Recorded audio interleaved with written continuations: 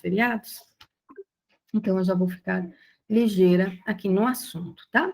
Lembrando vocês que no calendário do colégio, a Unicamp transferiu o feriado do funcionário público da quinta-feira para a sexta, tá? Então, não dá para fazer emenda de quinta com sexta-feira, porque na quinta-feira não vai ser feriado para nós. Dá uma olhadinha lá no calendário. Então, as aulas não vão ocorrer apenas na sexta-feira, e na segunda também não tem aula por causa da emenda aí com o feriado do dia 2, tá certo? Então, de sexta até terça-feira, vocês estão com as aulas suspensas, e não de quinta até terça-feira, tá certo? Então, nós estávamos em ótica geométrica, e na parte de ótica geométrica, sexta agora, Vi. Essa sexta, tá? Porque o feriado do funcionário público é dia 28, é na quinta. Então, teria que, se o feriado ficasse na data certa, seria feriado na quinta, provavelmente uma emenda com a sexta e com o sábado, né? Para quem tem aula de sábado de manhã. Aí vinha o domingo, por causa do feriado da terça, seria emenda na segunda. Então, para não ter esses problemas de perder tantas aulas, quinta, sexta, sábado, segunda e terça, praticamente uma semana, né, de aula, emendou sábado, né? Vocês só vão ter aula na quinta. Era para não ser nem na quinta, se mantivesse a data oficial do calendário. Seria quinta, sexta, sábado, domingo, segunda e terça. Então, é sexta, sábado, domingo, segunda e terça. 5 dias aí de descanso para vocês, ou melhor, 5 dias para vocês porem a vida de vocês em ordem. Então, vamos lá, pessoal. Na aula passada, nós já estávamos nos espelhos esféricos, que é o último assunto aí da nossa lista. Eu estou acelerando um pouquinho, que é para dar tempo de falar de toda a parte de espelhos esféricos e fazer a lista por completo. No caso dos espelhos esféricos, eu comentei com vocês, deixa eu só ver, eu estou compartilhando tela, né? Porque às vezes eu acho que eu estou compartilhando tela e eu não estou. Eu não estou compartilhando tela. Não tá, professora. Vou pôr agora que eu vi. Obrigada, Vi. E às vezes eu acho que eu tô gravando, pelo menos, né? Só não estou compartilhando. Agora eu vou compartilhar, assim vocês já sabem, inclusive, aonde eu parei na aula passada. Então, eu falei dos espelhos planos, e agora eu comecei na aula passada, os espelhos esféricos. Eu já mostrei essas duas figuras para vocês. Então, meu espelho esférico, ele seria uma bolinha, tá? Uma esfera completa. Dessa bolinha, eu cortei uma fatia, tirei o que nós chamamos de calota. Quando a reflexão da luz ocorre no lado de dentro dessa calota, o espelho é côncavo. Quando a reflexão da luz ocorre do lado de fora dessa calota, o espelho é chamado de convexo. Nessa calota, eu observo que, se fosse a circunferência inteira, teria um centro, né? E aí eu sempre vou desenhar 3 risquinhos para representar o lado de dentro do meu espelho. Se do lado de dentro do meu espelho estiver o centro e o raio de curvatura, que é esse C aqui, ó. Deixa eu pegar um marca-texto. Se o C e o R estiverem coincidindo com os 3 tracinhos do lado de dentro do espelho, o centro e o raio, por estarem do lado de dentro, o espelho vai ser convexo. A parte refletora é a parte externa. Agora, se os 3 risquinhos que representam o lado do espelho estiverem de um lado da calota e o centro e o raio estiverem do outro lado, esse espelho, portanto, vai ser um espelho côncavo. Nem sempre eu desenho ele curvadinho. Eu gosto, por exemplo, desenho ele sempre desse jeitão aqui, ó. Põe uma linha reta, só que eu não posso esquecer de colocar essa inclinaçãozinha nas bordas.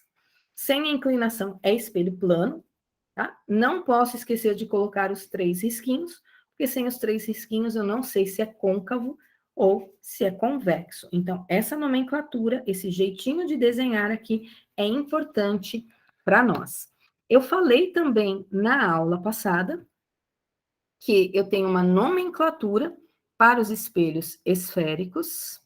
Então, independente de ser um espelho côncavo ou de ser um espelho convexo, deixa eu aumentar aqui a minha tela, para que vocês consigam ver maior o desenho. Tá? Vou ver se eu consigo continuar usando aqui o marca-texto. Tá? Então, aqui eu não desenhei o tipo de espelho, eu só desenhei aqui um pedaço da calota. Nesse pedaço da minha circunferência, eu desenhei uma linha imaginária, cortando a minha esfera em duas partes. Essa linha imaginária recebe o nome de eixo principal. Aonde essa linha imaginária corta o meu espelho, eu uso a letrinha V, e essa letrinha V para nós significa vértice. A distância entre o centro e o vértice, o que seria o raio aqui da minha esfera toda, né? O raio da minha circunferência, isso aqui a gente chama de raio de curvatura do espelho, a distância do C até o vértice. Bem no meio do caminho está um ponto importante para nós, no qual nós usamos a letrinha F para representar esse ponto.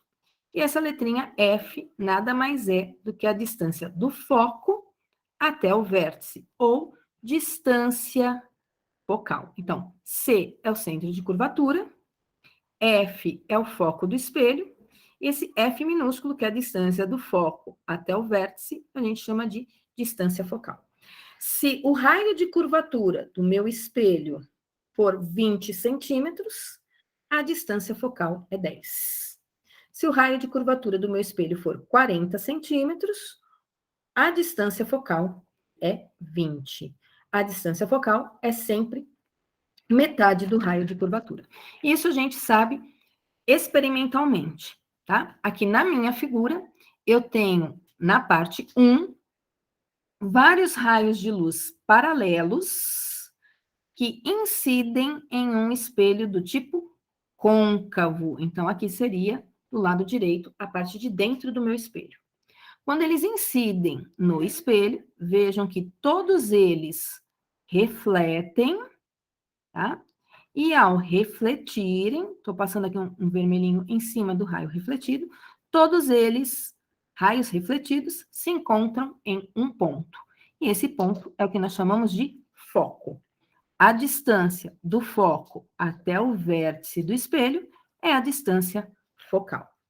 No espelho convexo, que é na figura 2, que é o lado de dentro do meu espelho, né? Eu tenho, de novo, raios paralelos que vão incidir na parte externa dessa minha calota. Aqui estão os meus raios refletidos, olha, todos eles divergem no espelho convexo, eles se espalham, porém, se eu prolongar esses raios refletidos com uma régua, eu vou achar o foco do espelho. Como esse foco do espelho, ele está lá dentro, ele é resultado de prolongamento, nós vamos dizer que esse aqui é um foco virtual. Então, espelhos convexos têm foco virtual. Espelhos côncavos têm foco real. O foco existe fora do espelho. Tanto que se eu colocar aqui algum papel, se a potência dessa luz for muito intensa, eu queimo o pedaço de papel usando aqui um espelho, tá? Esses espelhos côncavos, eles também são usados em antenas parabólicas, né? No caso, a antena em si, ela fica no foco, ela não reflete onda luminosa, ela reflete ondas eletromagnéticas que trazem informações que eu vou transformar em imagem e som no meu aparelho. Os espelhos côncavos também estão dentro das lanternas, tá? Mas no caso das lanternas, o que acontece? No foco fica a lâmpada, tá?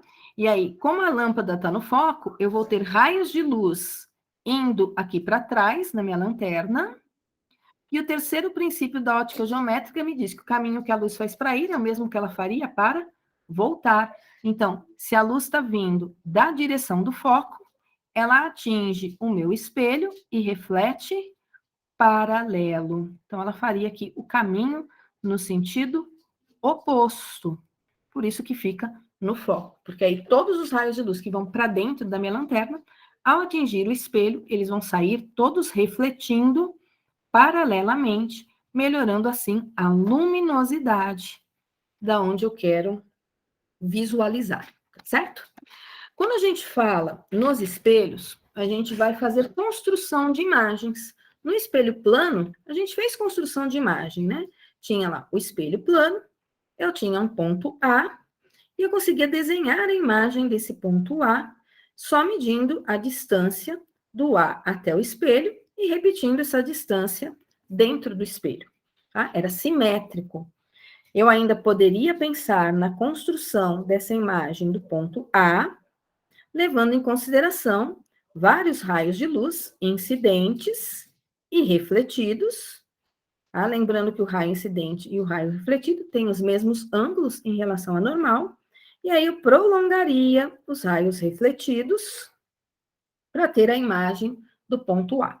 Então, a imagem de um objeto que se forma num espelho, ela é sempre proveniente de raios refletidos, nunca de raios incidentes.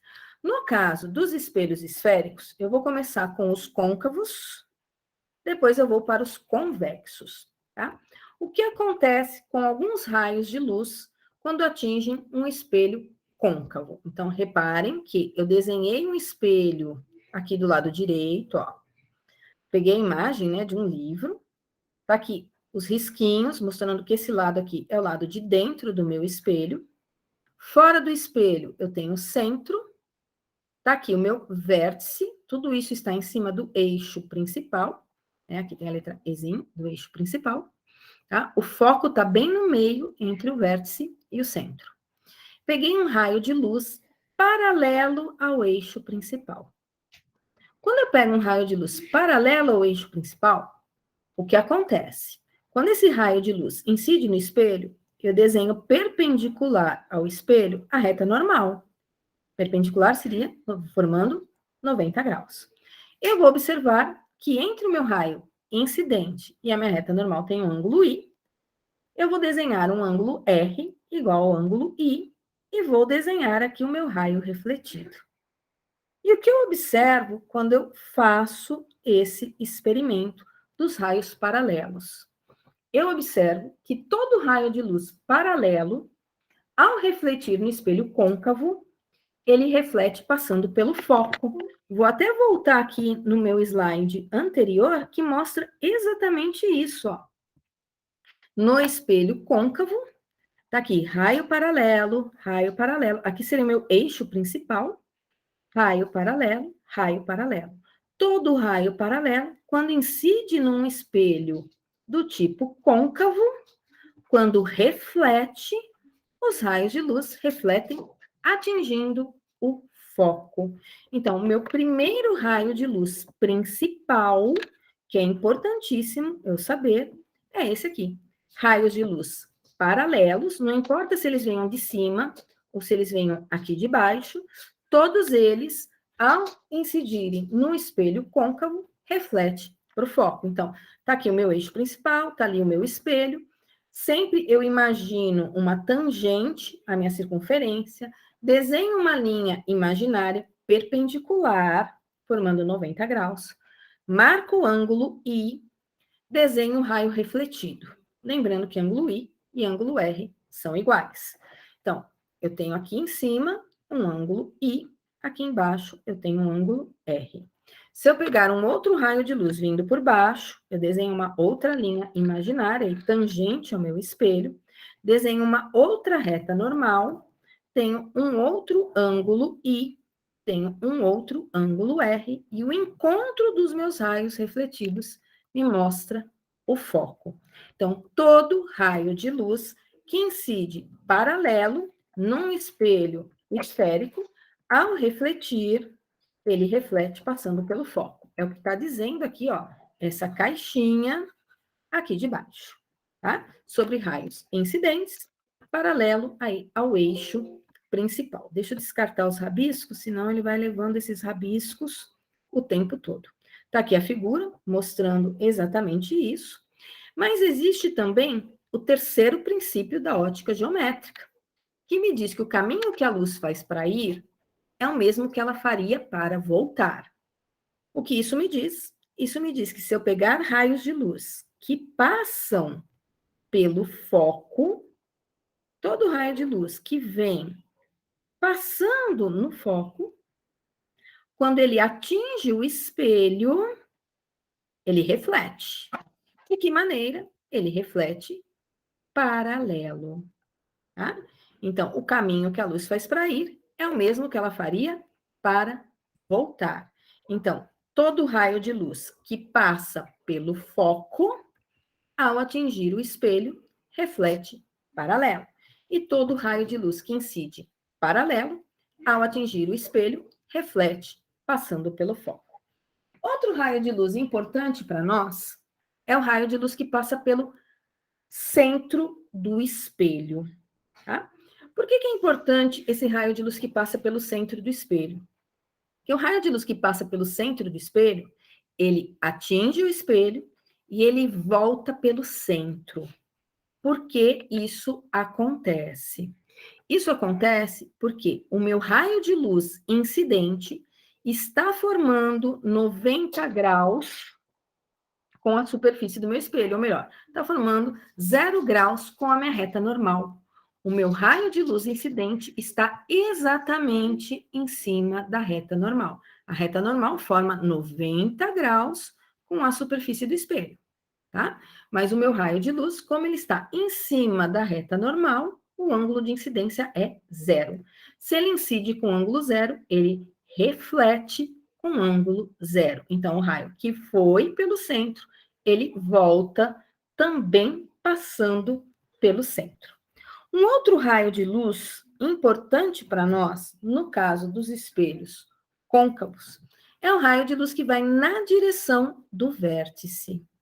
Quando eu pego um raio de luz que está indo na direção do vértice, eu tenho o meu eixo principal funcionando como reta normal. Meu eixo principal está formando 90 graus com a superfície do espelho. Então, fica nítido para mim o meu ângulo de incidência. Eu repito esse ângulo aqui embaixo, eu tenho um ângulo de reflexão. Quando eu falo repetir, é simplesmente posso medir a altura aqui do raio incidente, repetir essa altura aqui embaixo e eu desenho certinho o meu raio refletido. Só pelas alturas, né, coincidirem aqui, eu sei a abertura que existe entre o raio incidente e a reta normal, e o raio refletido e a reta normal. Então, eu tenho 4 principais raios de luz que eu preciso usar sempre que eu for construir uma imagem em um espelho. Quais são esses 4 raios de luz? Eu comecei por esse aqui, paralelo, que reflete passando pelo foco. Opa, comecei por esse aqui de cima, né? Paralelo, que reflete passando pelo foco. Depois eu falei do princípio da reversibilidade, que é o que passa pelo foco refletir paralelo. Depois eu falei do que passa pelo centro de curvatura do espelho, que vai e volta pelo centro. E falei, por último, do que passa em direção ao vértice, que volta refletindo aqui para baixo. Sempre que eu for construir a imagem de um objeto, eu preciso combinar 2 destes raios de luz. Então, eu posso combinar o do centro com o paralelo que passa do foco. Eu posso combinar o do centro com esse que vem do foco e reflete paralelo.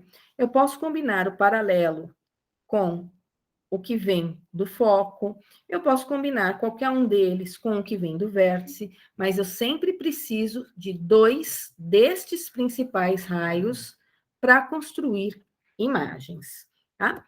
Vou mostrar aqui a formação de algumas imagens para vocês, tá?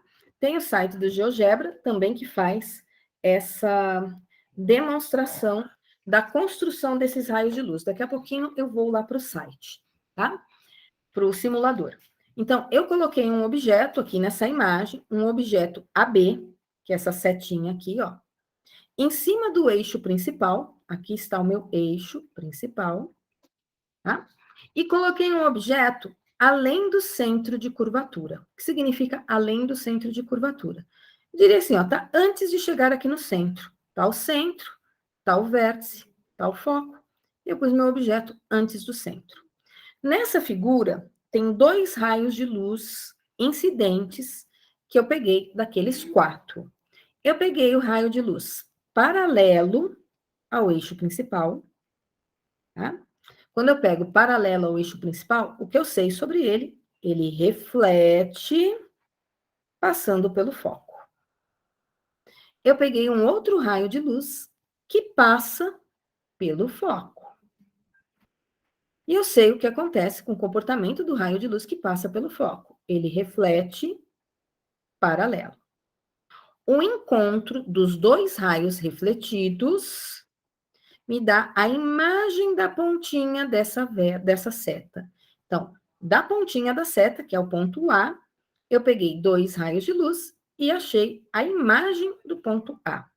Se eu quisesse, eu poderia pegar da base aqui da seta, ó, um raio de luz paralelo, que reflete passando pelo foco, e pegaria um outro raio de luz que passa pelo foco e reflete paralelo. E iria ver que eles se encontram na basezinha aqui embaixo, e construindo ponto por ponto dessa minha imagem AB. Enchi minha tela aqui de rabisco, tá?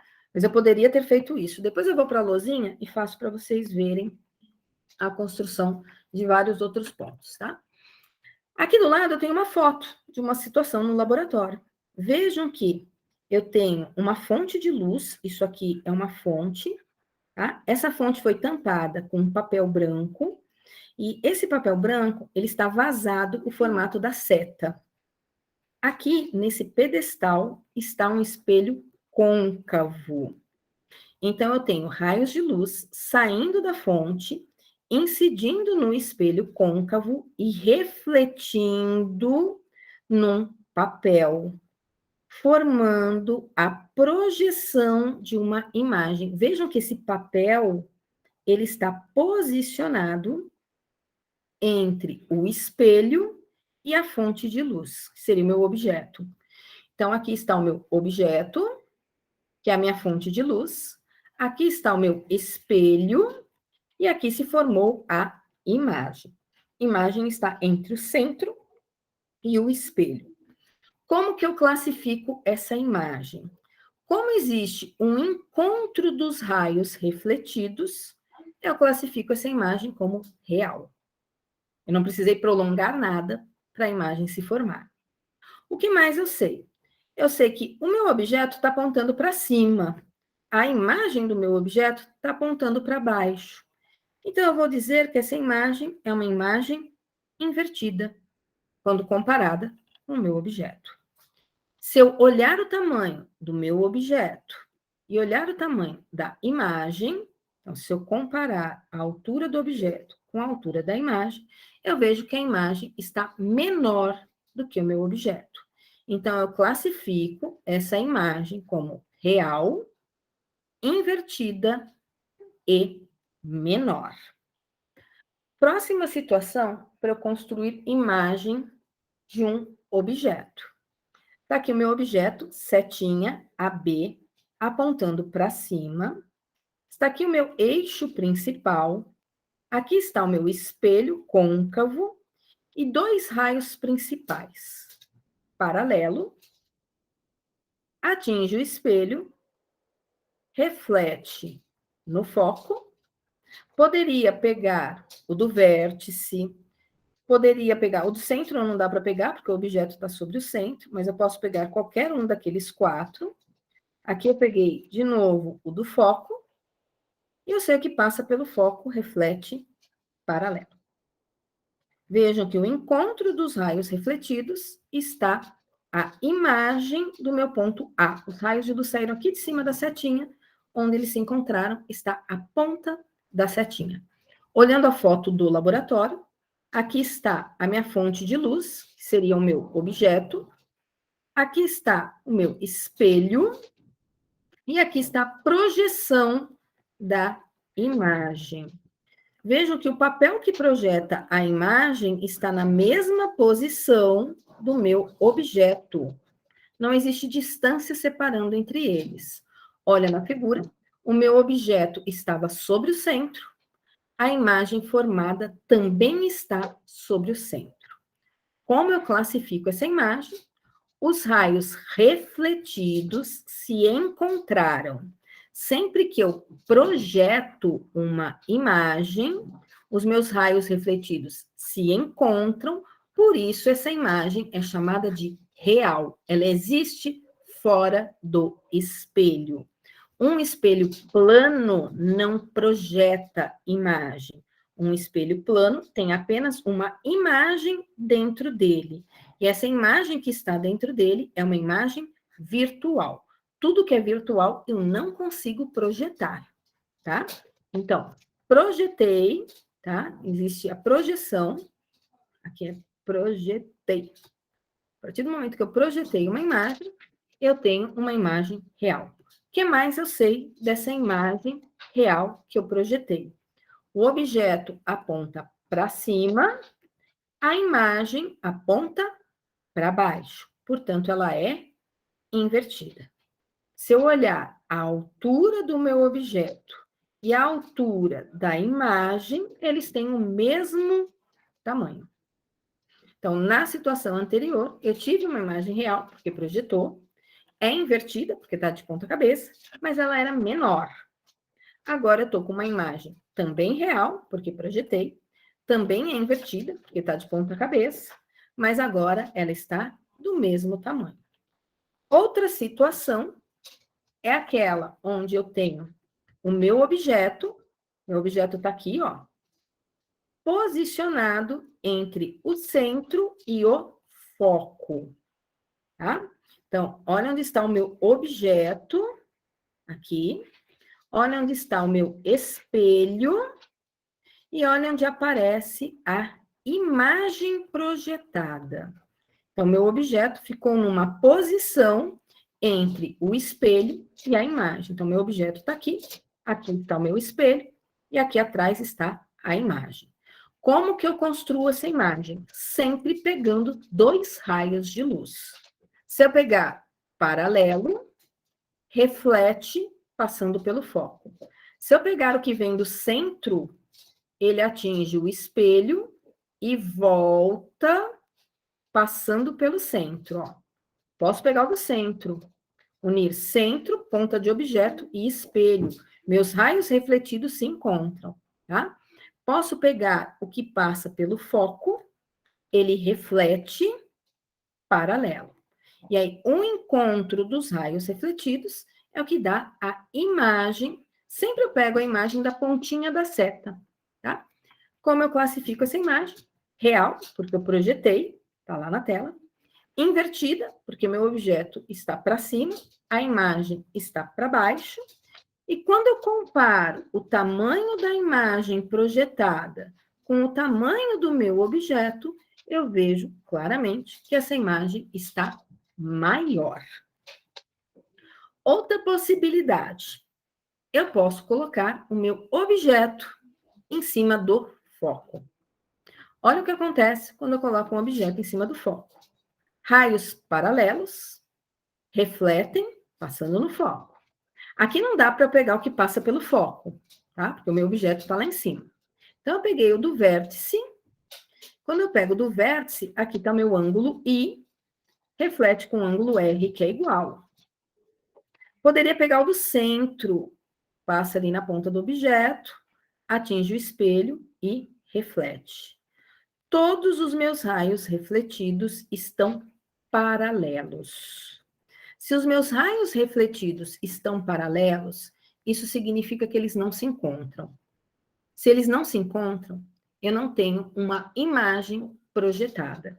E aí a gente classifica como sendo uma imagem imprópria, porque ela estaria se formando numa posição tão distante, que essa imagem estaria projetada lá no infinito, que é o encontro aí dessas retas paralelas.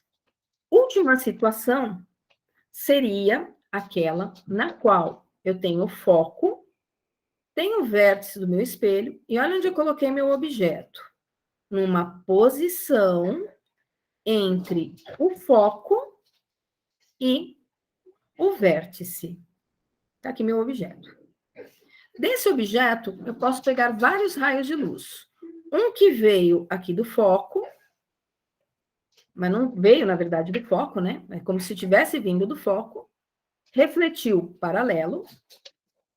Um outro raio de luz veio na direção do centro, veio nessa direção, atingiu o espelho, refletiu pelo centro. Posso pegar um raio de luz paralelo, incide no espelho e reflete, passando pelo foco. Raio refletido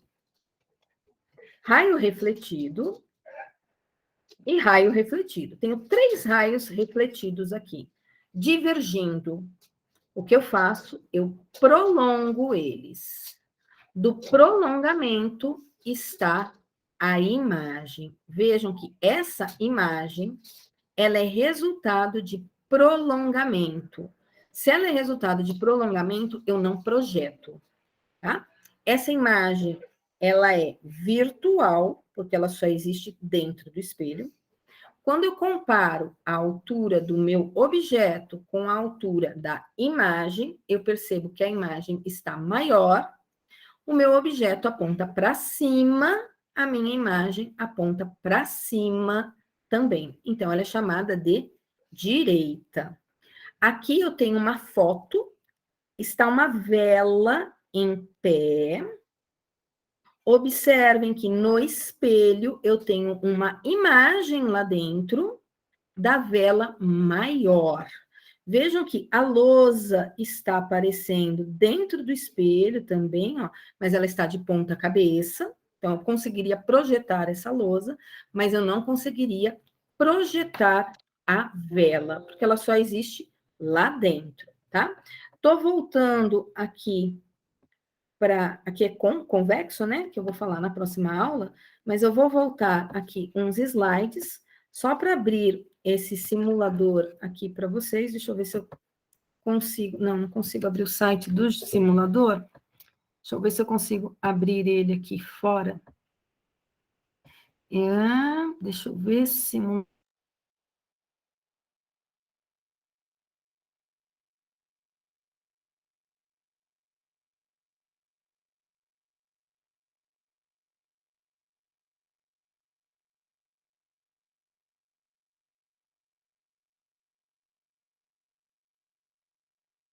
Voltei.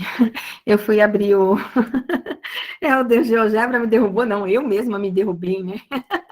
Eu fui abrir o site e eu me derrubei aqui na situação, tá? Falta 2 minutinhos aí para terminar a aula. Eu vou deixar aqui meio que salvo essa informação para mim, que eu começo a aula na quarta-feira pelo site do GeoGebra, mostrando para vocês. É bem legal aquele site, como é que ele constrói a imagem, uma a uma. Então, a ideia hoje era falar aí dos principais raios, tá? E mostrar as diferentes imagens.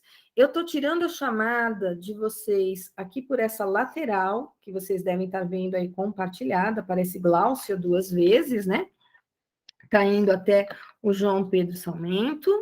Depois eu estou indo do Léo até o Juan. Estou vendo que essas pessoas aí estão presentes. Gabriel, você entrou depois na aula, Gabriel. Agora já estou ali, parei aqui no... Peraí, eu fui de mim até... Vou fazer de novo a foto, porque teve gente que entrou agora na aula. Olha que sacanagem, né? Só porque eu falei que eu estou fazendo a chamada, a pessoa entra na aula para sair na foto. Tudo bem, né? Fazer o quê? Vamos lá. Tenho aqui de novo a presença entre a Gláucia e o João Pedro. Somente de novo. Vamos subir aqui. Vejam se o nominho de vocês está aparecendo. Do Léo até o Richard. E depois, terminando, eu vou até a Vitória Dantas, tá? Pessoal, estou encerrando a gravação da aula. Quarta-feira é aula dupla, eu consigo render um pouquinho mais o assunto com vocês. Uma ótima semana para vocês.